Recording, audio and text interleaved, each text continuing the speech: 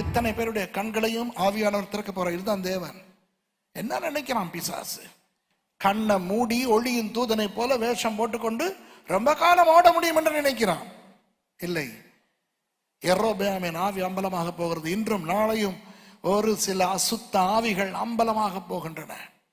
யெரொபெயாமின் ஆவி எகிப்திலே இருந்து பயிற்றுவிக்கப்பட்ட அந்த யெரொபெயாமின் ஆவி எப்படிப்பட்ட ஆவியாய் கிரியை செய்கிறது என்று நான் உங்களுக்கு காண்பிக்க போகிறேன்.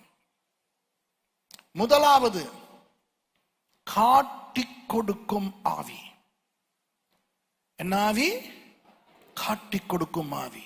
யெரொபெயாமின் ஆவி காட்டிக் கொடுக்கும் ஆவி. உங்களுக்கு அந்த முதல் அதிகாரத்துல போய் அந்த பார்வோனுடைய பெயர் வருகிற வசனத்திற்கு வாசிங்க. அவன் பார்வோன் எந்த பார்வோன் இடத்துல போகிறான் அதை கொஞ்சம் வாசிங்கம்மா. அது நிமித்தம் சாலமோன் யெரொபெயாமை கொல்ல வகை தேடினான். யெரொபெயாம் எழுந்து எகிப்திற்கு சீஷாக் என்னும் எகிப்தின் ராஜாவினிடத்தில் ஓடி போய் சாலமோன் மரணமடைய மட்டும் எகிப்திலே இருந்தான். ஷீஷாக் அந்த பார்வோனுடைய பெயர் என்ன? சரி, இப்போ 1 ராஜாக்கள் 14வது அதிகாரத்துக்கு வருவோம். 14வது அதிகாரம் 25வது வசனத்தை வாசிங்க. ரெகொபெயாம் ராஜ்யம் பண்ணும் 5ஆம் வருஷத்திலே எகிப்தின் ராஜாவாகிய ஷீஷாக் எருசலேமுக்கு விரோதமாய் வந்து. கவனிங்க, நல்லா கவனிங்க. ரெகொபெயாம் அரசனாகி வெறும் 5 வருடங்கள் தான் ஆகின்றன. ரெகொபெயாம் யார்? சாலமோனின் மகன். அப்போ சாலமோனின் மகன் ரெகொபெயாம் அரசாண்ட 5ஆம் வருடம் ஷீஷாக் என்கின்ற அந்த அதே பார்வோன், எந்த பார்வோன்? யெரொபெயாமுக்கு அடைக்கலம் கொடுத்த எகிப்தின் ராஜாவாகிய அந்த ஷீஷாக் பார்வோன் எருசலேமுக்கு விரோதமாக யுத்தம் செய்ய வருகிறான். வரும் பொழுது எப்படிப்பட்ட ஒரு சேனையோடு வருகிறான் என்று பாருங்கள், வாசிங்க. அவர்கள் கர்த்தருக்கு விரோதமாய் துரோகம் பண்ணினபடியினால் ராஜாவாகிய ரெகொபெயாமின் 5ஆம் வருஷத்தில் எகிப்தின் ராஜாவாகிய ஷீஷாக் 1200 ரதங்களோடும் 1200 ரதங்கள் 60,000 குதிரை வீரரோடும் எருசலேமுக்கு விரோதமாய் வந்தான். அவனோட கூட எகிப்திலிருந்து வந்த லூபியர், சூக்கியர், எத்தியோப்பியரான ஜனங்கள் எண்ணிக்கைக்கு அடங்காதவர்களாய் இருந்தார்கள். என்ன சொல்ல வருகிறேன் என்றால், இவ்வளவு ராணுவத்தோடு போனால்தான் ரெகொபெயாமை தாக்க முடியும் என்கின்ற தந்திரம் ஷீஷாக்குக்கு எப்படி தெரிந்தது? அடுத்த வசனத்தை பாருங்க. யூதாவின் அரணான பட்டணங்களுக்கு என்ன செய்தான் என்று பாருங்கள். அவன் யூதாவுக்கு அடுத்த அரணான பட்டணங்களை பிடித்து எருசலேம் மட்டும் வந்தான். எருசலேம் தவிர யூதாவுக்கு சொந்தமான அனைத்து பட்டணங்களையும் ஷீஷாக் பிடித்தான் என்றால் அந்த யூதா ராஜ்யத்தினுடைய அந்த வரைபடம் அவனுக்கு எப்படி கிடைத்தது? இன்ன ரதங்களோடு, இத்தனை ரதங்களோடு போக வேண்டும். இப்படி 4 முனை தாக்குதல்களை ஏறெடுக்க வேண்டும். இப்படி அடித்தால் தான் ரெகொபெயாமை தோல்வி அடைய செய்ய முடியும் என்கின்ற அந்த போர் ரகசியம் ஷீஷாக்குக்கு எப்படி தெரிந்தது? யெரொபெயாம் யாரா இருந்தான்? சாலமோனுடைய ராஜ்யத்திலே சேனாதிபதியா இருந்தான், பராக்கிரமசாலியா இருந்தான். அவனுக்கு தெரியும் எங்கே எங்கே ஆயுதங்கள் இருக்கின்றன, எங்கே அரண்கள் இருக்கின்றன, எல்லாம் தெரியும். அந்த 5ஆம் படை யெரொபெயாம் காட்டி கொடுக்கின்ற அவன் ஷீஷாக்குக்கு எல்லாம் சொல்லிக் கொடுத்திருக்கிறான். யெரொபெயாமின் ஆவி என்ன செய்கிறது? காட்டி கொடுக்கிறது. ஆண்டவர் என்ன சொன்னார்? நீ ஆட்சி செய் 10 கோத்திரங்களை. ஆனா தாவீதின் வம்சத்துக்கு நான் ஒரு கோத்திரத்தை கொடுத்திருக்கிறேன். அது தாவீதுக்கு நான் பண்ணின உடன்படிக்கை. இவன் என்ன செய்கிறான்? ஆண்டவர் தாவீதின் கோத்திரத்துக்கு கொடுத்த அந்த தாவீதின் குமாரனுக்கு கொடுத்த ஒரு கோத்திரத்தை கூட காட்டி கொடுத்தான். தேவனுக்கு எதிராக எழும்புகிறான். எவ்வளவு கேவலமான ஒரு மனுஷன் என்று பாருங்கள். புரிகிறதா? அப்ப யெரொபெயாமின் ஆவி என்ன செய்கிறது? காட்டி கொடுக்கிறது. சாத்தானுக்கு சார்பாக செயல்படுகிறது. இன்றைக்கு யெரொபெயாமின் ஆவி பிடித்த அநேகர் கிறிஸ்தவர்களை காட்டிக் கொடுத்து கொண்டிருக்கிறார்கள். கிறிஸ்தவர்களை கேவலப்படுத்திக் கொண்டு ஊழியக்காரர்கள் சிலரை, நல்ல ஊழியக்காரர்களை சாடிக்கொண்டு தேவ வார்த்தைக்கு புறம்பாய் உபதேசிகளாய் யெரொபெயாமின் ஆவிக்கு அகப்பட்டு செயல்பட்டு கொண்டிருக்கிறார்கள். இன்றைக்கு சிலர் யூடியூபிலே இதற்காகவே அலைவரிசைகளை தொடங்கி இருக்கிறார்கள். அதில் ஒரு யெரொபெயாமின் ஒரு ஆவி தான் குற்றம் பிடிக்கிற ஆவி, காட்டிக் கொடுக்கிற ஆவி, குற்றம் பிடிக்கிற ஆவி. குறைகள் இல்லாத சபைகள் உண்டா? குறைகள் இல்லாத ஊழியர்கள் உண்டா? ஆனால் சில ஊழியர்களுடைய குறைகளை எடுத்து, சில சபைகளின் குறைகளை எடுத்து, நான் சொல்லுவது நல்ல சபைகள், சும்மா சினிமா பாட்டு பாடுகிறவனை சொல்லுவது அது ஒன்றும் யெரொபெயாமின் ஆவி அல்ல. தேவ வசனத்தின்படி இயங்குகின்ற சிலரை சாடிக்கொண்டு கேவலப்படுத்திக் கொண்டு இருக்கிற சில யெரொபெயாம்கள் இன்றைக்கு கிறிஸ்தவ உலகிலே உண்டு. இருங்க, இன்னும் வருது. நீங்கள் மறுபடி 1 ராஜாக்கள் போய் அவன் அதற்கு பிறகு என்ன செய்தான் என்று வாசிங்கள். 25 இருந்து கீழே வாசிக்கும் போது அவன் அந்த சீகேமை எல்லாம் கட்டின பிறகு வேற என்ன செய்தான் என்று பாருங்கள். அதாவது அவன் பயப்படுகிறான். அவன் பயப்பட்டு என்னை கொன்று விடுவார்கள் என்று அவன் ஒரு வேலையை செய்கிறான். வாசிங்க. ஆகையால் ராஜாவானவன் யோசனை பண்ணி பொன்னினால் 2 கன்றுக்குட்டிகளை உண்டாக்கி ஜனங்களை பார்த்து, நீங்கள் எருசலேமுக்கு போகிறது உங்களுக்கு வருத்தம். இஸ்ரவேலரே, இதோ இவைகள் உங்களை எகிப்து தேசத்திலிருந்து வரப்பண்ணின உங்கள் தேவர்கள் என்று சொல்லி ஒன்றை பெத்தேலிலும் ஒன்றை தானிலும் ஸ்தாபித்தான். வாவ்! இந்த இடத்திலே நடந்த அந்த சூட்சுமத்தை பாருங்கள். யெரொபெயாமின் ஆவி வேற என்ன செய்கிறது? காட்டிக் கொடுக்கிறது. வேற என்ன செய்கிறது? எகிப்திய தெய்வமாகிய கன்றுக்குட்டியை மறுபடி கொண்டு வருகிறது. அது என்ன கன்றுக்குட்டி? ஓப்புஸ் என்று சொல்லுகின்ற அவர்களுடைய தெய்வம். நான் நினைக்கிறேன், இங்கே இதே சபையிலே பல வருடங்களுக்கு முன் நான் 10 வாதைகள் 10 கற்பனைகள் சொல்லிக் கொடுத்தேன். ஞாபகம் இருக்கிறதா? யாருக்காவது ஞாபகம் இருந்தால் நல்லது. யூடியூபில் இருக்கிறது. அதில் நான் என்ன சொன்னேன் என்றால், பார்வோன் சரி இந்த ஜனங்களை அனுப்பி விடுவோம் என்று தீர்மானிப்பான். ஆண்டவர் அவனுடைய இருதயத்தை கடினப்படுத்தி விடுவார். ஏன் அப்படி செய்தார் என்றால், எகிப்திய முக்கியமான தெய்வங்களாகிய 10 தெய்வங்களை அடித்து அவற்றை விட இஸ்ரவேலின் தேவன் பெரியவர் என்று காண்பிப்பதற்காக. அதிலே நான் அந்த காளை தெய்வத்தை பற்றி பேசியிருப்பேன். அந்த காளை தெய்வத்தின் பெயர் ஓப்புஸ். அந்த காளை தெய்வத்தை பல வடிவங்களில் செய்து வழிபட்டார்கள் அந்த எகிப்தியர்கள். காளையை காளையாயும் வழிபட்டார்கள், கன்றுக்குட்டியாயும் வழிபட்டார்கள். கன்றுக்குட்டியாயும் பசுவாயும் காளையாயும் பல பல விதங்களில் மாட்டை வணங்கினவர்கள் தான் அந்த எகிப்தியர்கள்.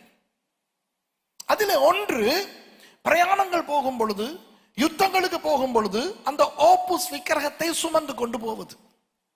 அதனால் தான் யாத்ராகமம் 32ஆம் அதிகாரத்திலே மோசே அந்த ஹொரேப் மலை உச்சிக்கு போய் வர தாமதமானதை கண்ட ஜனங்கள் தங்களுடைய நகைகளை எல்லாம் ஆரோனிடத்திலே கொடுத்து, எங்களுக்கு ஓப்புஸ் அந்த தங்க கன்றுக்குட்டியை செய்து தாருங்கள் என்றார்கள். இறங்கி வந்த மோசே அந்த கன்றுக்குட்டி சிலைக்கு 10 கற்பனை அடங்கிய பலகைகளை அடித்து அதை எரித்துவிட்டு, அன்று எத்தனை 3000 மக்கள் கொல்லப்பட்டார்கள். இது அந்த இஸ்ரவேலர்களுக்கு தெரியாதா? தங்கள் சரித்திரம் அல்லவா? தங்கள் முற்பிதாக்களுக்கு நடந்தது அல்லவா? தெரியாதா? அப்போ எப்படி யெரொபெயாம் அதே தங்க கன்றுக்குட்டியை, அதே ஓப்புஸ் தெய்வத்தை மறுபடி இஸ்ரவேலுக்குள் கொண்டு வந்தான்? அதுதான் சாத்தானின் தந்திரம். சாத்தான் எப்படி எகிப்திலே வைத்து இந்த யெரொபெயாமை மாற்றினானோ, அதே போல சாத்தான் யெரொபெயாம் மூலமாக அந்த 10 கோத்திரத்தாரையும் மாற்றினான். புரியுதா? எகிப்திலே வைத்து யெரொபெயாம் மாறினான். அந்த ஆவி அவனுக்குள் வந்து விட்டது, அந்த பிசாசு அவனுக்குள் வந்து விட்டது. அவன் வந்து இந்த மக்களை ஏமாற்றுகிறான். மறுபடி புராதனத்துக்குள் திரும்ப கொண்டு போகிறான். இப்போ யாத்திராகமம் 32 நடந்து எவ்வளவு காலமாகி விட்டது பாருங்கள். அவர்கள் எகிப்திலிருந்து புறப்பட்ட ஆரம்ப காலத்திலே தான் அது நடக்கிறது. 40 வருட முடிவில் அல்ல, ஆரம்ப காலத்தில். அதற்கு பிறகு கிட்டத்தட்ட 35-37 வருடங்கள் அவர்கள் நடந்து திரிந்தார்கள். அப்புறம் வந்து அவர்கள் தேசத்திலே குடியிருந்தார்கள். அதற்கு பிறகு பல நூற்றாண்டுகள் கழிந்து கிட்டத்தட்ட 500-550 வருடங்கள் ஆகிவிட்டன. தெரியுமா? அந்த சம்பவம் யாத்திராகமம் 32 சம்பவம் நடந்து ஏறத்தாழ 500 வருடங்கள் கழித்து மறுபடி அதே புராதனத்தை சாத்தான் மறுபடி கொண்டு வருகிறான். ரிப்பீட்டிங் த ஹிஸ்டரி. சாத்தான் மறுபடி எகிப்திய மதத்தை இஸ்ரவேலுக்குள்ளே கொண்டு வந்து விட்டான். இஸ்ரவேலர்களை விக்கிரக ஆராதனைக்குள்ளே கொண்டு வந்து விட்டான். அதிலே அவன் செய்த ஒரு நரித்தனம் என்னவென்றால், வடக்கில் தானில் ஒரு கோயிலை கட்டி அங்கு ஒன்றை வைத்தான். அவர்களுடைய தெற்கு சீமை ஆகிய பெத்தேலிலே ஒன்றை வைத்தான். அப்போ நீங்கள் வடக்கு ராஜ்யத்திலே இருந்து எருசலேமை நோக்கினால், வடக்கு ராஜ்யத்திலே எங்கிருந்து சரி, வடக்கு ராஜ்யத்திலே இஸ்ரவேல் என்பது ஒரு பெரிய அகலமான தேசம் அல்ல. யோர்தான் நதியிலிருந்து மத்திய தரை கடல் வரை நீங்கள் பார்த்தால் ஒரு ஒரு ஒரு மெலிந்த நீட்ட நாடு, விளங்குதா? அப்போ நீங்கள் வடக்கு ராஜ்யத்திலே எங்கிருந்தாவது நீங்கள் எருசலேம் பக்கம் திரும்பினால், எருசலேமுக்கும் உங்களுக்கும் நடுவில் பெத்தேல் இருக்கும். அது புரியுதா உங்களுக்கு? பெத்தேலிலே ஒரு கோயிலை உண்டாக்கினான். அதாவது எருசலேமிலே தேவாலயம் இருக்கிறது, எருசலேமிலே கர்த்தருடைய பிரசன்னம் இருக்கிறது, எருசலேமிலே உடன்படிக்கை பெட்டி இருக்கிறது, எருசலேமிலே பண்டிகைகள் பலிகள் எல்லாம் இருக்கின்றன. ஆனால் இப்போ வடக்கு ராஜ்யத்தை சேர்ந்த மக்கள் எருசலேமை நோக்கி திரும்பினால், இவ்வளவு காலம் இடையிலே நகரங்கள், பட்டணங்கள், கிராமங்கள் இருந்தன. இப்போ இடையிலே ஒரு கோயில் இருக்கிறது, அதிலே தங்க கன்றுக்குட்டி இருக்கிறது, எகிப்திய ஓப்புஸ் பிசாசு இருக்கிறது. புரியுதா? என்ன செய்து விட்டான் இவன்? நீங்கள் இனி எருசலேம் போக வேண்டாம், இங்கேயே அந்த பண்டிகைகளை ஆசரிப்போம், இங்கேயே வழிபடுவோம். அங்கே போனால் லேவி கோத்திரத்தார் மாத்திரம் ஆசாரியர்கள், இங்கு யார் வேண்டுமானாலும் ஆசாரியர்கள் ஆக்குகிறேன் என்றான். Wow wow wow! எப்படி யெரொபெயாமின் ஆவி! இந்த யெரொபெயாமின் ஆவி இப்பொழுது எப்படி கிரியை செய்கிறது? கிறிஸ்தவர்களே, சபைக்கு போக வேண்டாம், நீங்கள் தான் சபை. சபைக்கு போக வேண்டுமோ? கேட்க எவ்வளவு பொருத்தமாகவும் இனிமையாயும் இறையலாயும் இருக்கிறது. உண்மைதானே? நான் தானே சபை. அப்போ சபையாகிய நான் ஏன் சபைக்கு போக வேண்டும் கேட்கிறான். விளங்குதா? ஏவாளே, இது என்ன அசிங்கம்? அழகாயல்லவா இருக்கிறது. இந்த கனி பார்வைக்கு இன்பமாய் இருக்கிறது. ஆமாவா இல்லையா? அதுபோல சபையே, நீ ஏன் சபைக்கு போக வேண்டும்? நீ உன் வீட்டில் இருந்தாலும் அது சபை. திருப்பி பார் புதிய ஏற்பாட்டை, வாசித்து பார் அப்போஸ்தலர் நடபடிகளை. வீடுகளிலே தான் ஆராதித்தார்கள். இந்த பாஸ்டர் விசுவாசம் தேவையில்லாமல் ஆலயம் கட்டி, அதற்கு குளிர் சாதனம் பொருத்தி, பெரிய ஸ்கிரீன் எல்லாம் போட்டு, பால்கனி கட்டி, மேல் மாடியிலே உணவுண்ணும் பகுதியையும் உண்டாக்கி வைத்திருக்கிறது. அது அவர் பிரச்சனை, நீ போகாதே. நீ சபை, நீ ஏன் ஃபெய்த் ACA சபைக்கு போக வேண்டும்? விளங்குதா? இது என்ன சாமான்? யெரொபெயாமின் ஆவி.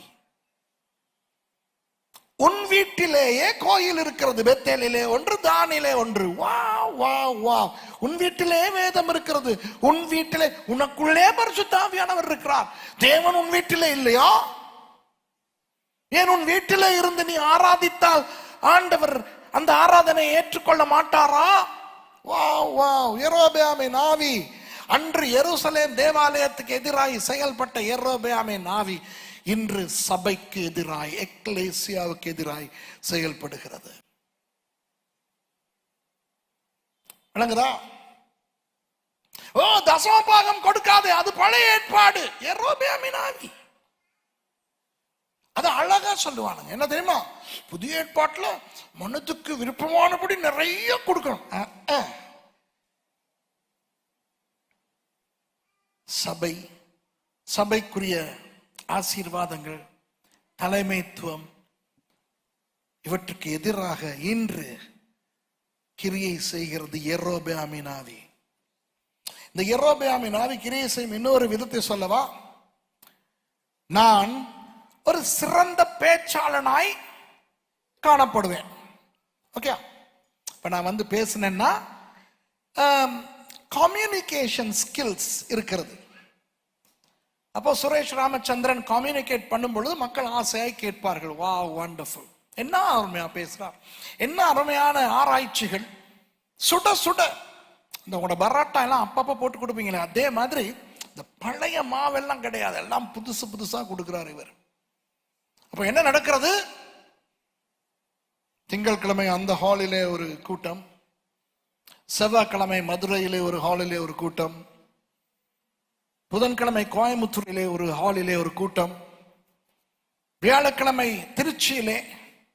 ரொம்ப பிஸியான ஊழியக்காரன். என்ன எப்ப பார்த்தாலும் ஃபிளைட். இன்னைக்கு சென்னையில, நாளைக்கு திருச்சியில, நாளன்னைக்கு கோயம்புத்தூர்ல, அதுக்கு அடுத்த நாள் மதுரையில, அப்படியே சனிக்கிழமை தூத்துக்குடியில, ஞாயிற்றுக்கிழமையும் ஏதோ ஒரு ஹாலில்,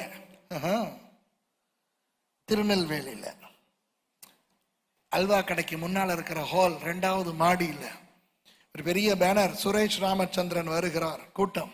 அப்ப திருநெல்வேலியில் அவன் சர்ச்சுக்கு போறவெல்லாம் அன்னைக்கு சர்ச்சுக்கு போகல, எந்த கூட்டத்துக்கு வந்துட்டான். இப்போ நான் என்ன பிரசங்கம் பண்ணுகிறேன்? சபை சபைன்னு அலையக்கூடாது. அதெல்லாம் சும்மா மக்கள் வியாபாரத்துக்காய் பயன்படுத்துகிறது. நீங்கள் தான் சபை. விளங்குதா உங்களுக்கு? இது நடக்குதா இல்லையா? சொல்லுங்க, இது நடக்குதா இல்லையா? ஏன் அந்த சுரேஷ் ராமச்சந்திரனை பார்த்தால் இந்த ஆளும் ஒரு சபைக்கு போவதில்லை, இந்த ஆளுக்கும் ஒரு சபை இல்லை. இதுல வேற ஒரு தாழ்மை. என்னை யாரும் பாஸ்டர்னு சொல்லாதீங்க, நான் பாஸ்டர் கிடையாது, நான் சகோதரன். எவ்வளவு தாழ்மை அப்பா! அவர் ஆம்பளைய பார்த்து ஆம்பளைன்னு சொல்றது தாழ்மையா? ஒரு சகோதரனை பார்த்து சகோதரன் சொல்றது தாழ்மையா? இதெல்லாம் புல்டா போண்டா கஞ்சா கப்சா. யெரொபெயாமின் ஆவி கிரியை செய்கிறது. எருசலேமுக்கு எதிரான ஆவி, எருசலேமுக்கு எதிராய் பெத்தேலையும் தானையும் உண்டு பண்ணின ஆவி. அதுல விசேஷம் என்னன்னு சொல்லுங்க பாப்போம். அவன் 2வதாய் செய்தது பெத்தேலிலே. அந்த பெத்தேலின் மகத்துவம் என்ன தெரியுமா? அந்த பெத்தேல் வானத்தின் வாசலாய் திகழ்ந்த இடம், யாக்கோபை இஸ்ரவேலாய் மாற்றின இடம்,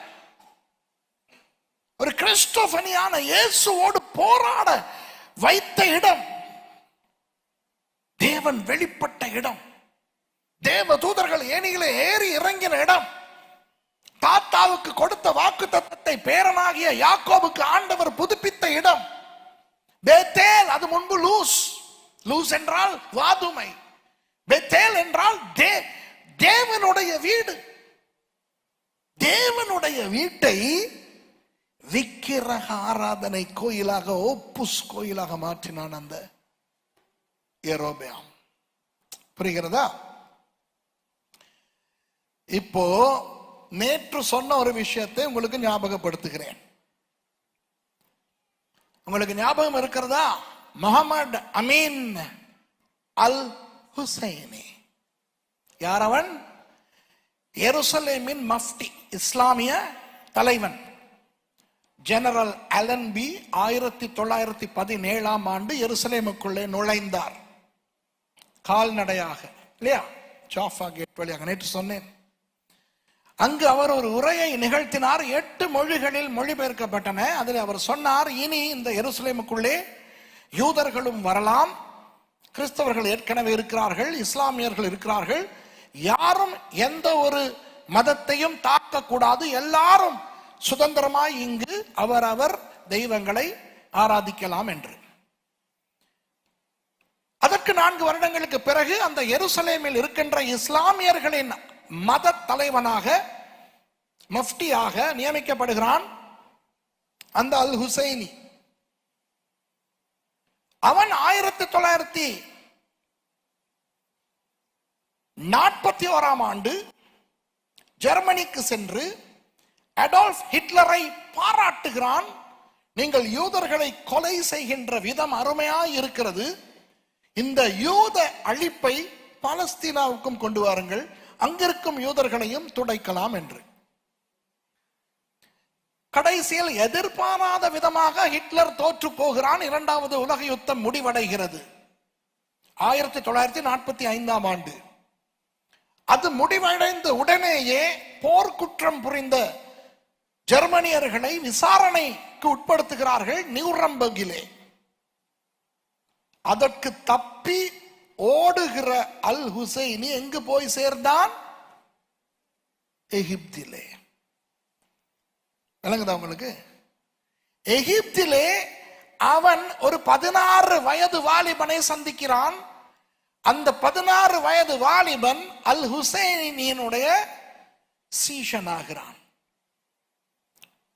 அவனுடைய பெயர் யாசர் அரஃபாத். 1948ஆம் ஆண்டு இஸ்ரேலுக்கு எதிராய் தொடங்குகின்ற அந்த யுத்தத்திலே யாசர் அரஃபாத் பங்கு கொள்ளுகிறான். அதற்கு பிறகு அவன் PLO அமைப்பினுடைய தலைவனாக இருந்தான் என்று, அவன் சாகும் வரை இருந்தான் என்று எல்லாருக்குமே தெரியும். அப்போ அன்று யெரொபெயாமை அகதியாய் ஏற்றுக்கொண்ட எகிப்து அல் ஹுசைனியை அகதியாய் ஏற்றுக்கொள்ளுகிறது. History repeats itself. சாத்தான், புராதன ஆவி மறுபடி செயல்படுகிறது.